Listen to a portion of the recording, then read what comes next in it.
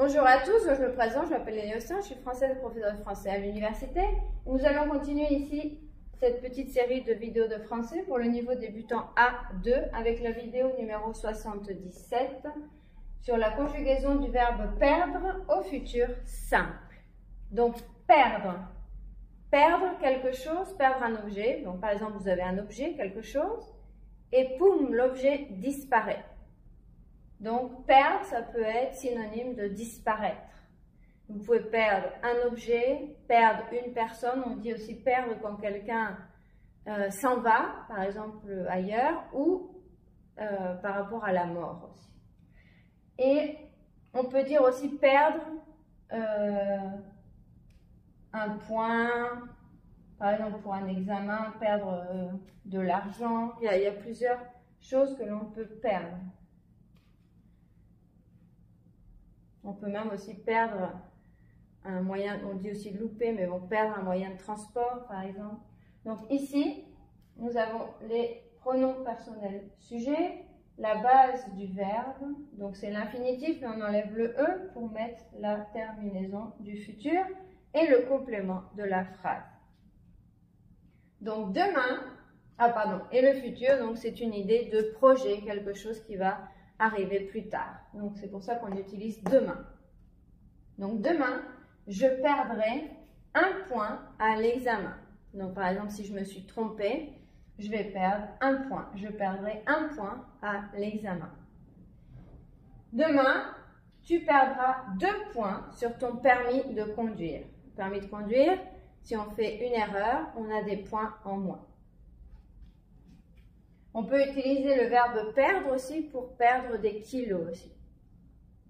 Demain, il perdra ses clés. Donc, si on est fataliste et là, on est dans le côté un peu négatif de perdre, donc perdre un objet, perdre quelque chose, donc il perdra ses clés. Hein. S'il ne fait pas attention, demain, il perdra ses clés. Demain, elle perdra son cahier. C'est pareil, à l'école, à l'université, si elle ne fait pas attention, elle perdra son cahier. On perdra de l'argent dans cette entreprise. Donc, si on ne fait pas attention, on perdra de l'argent dans cette entreprise.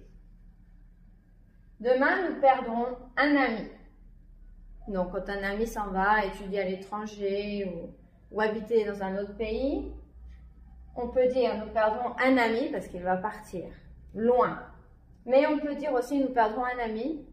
Et si on a un ami, par exemple, qui est très malade et il a une maladie qui ne peut pas être soignable, et donc on pourra dire nous perdrons un ami dans le sens notre ami va mourir, par exemple. Demain, vous perdrez vos papiers. Donc, si vous ne faites pas attention, vous pouvez perdre vos papiers. Demain, ils perdront leur langue.